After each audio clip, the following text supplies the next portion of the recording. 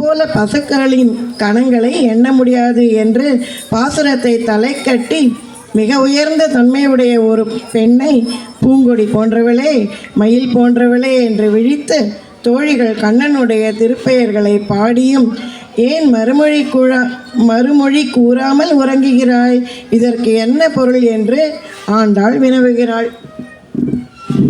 ஆட வருபவர் மைத்ரி. கோமதி.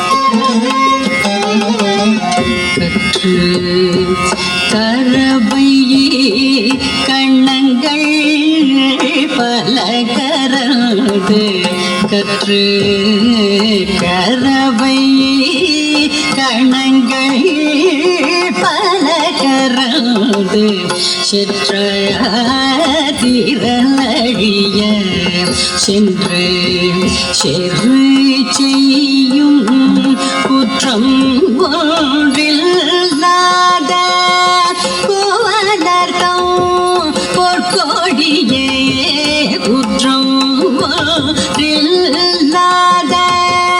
கோவலர்தம் பொற்கொடியே குற்றற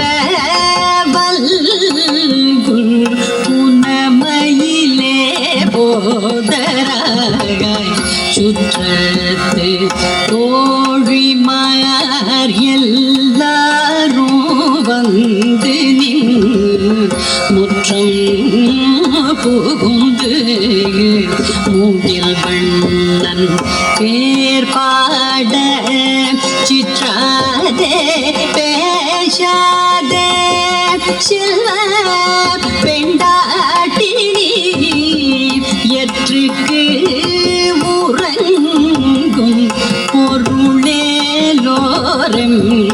பாவா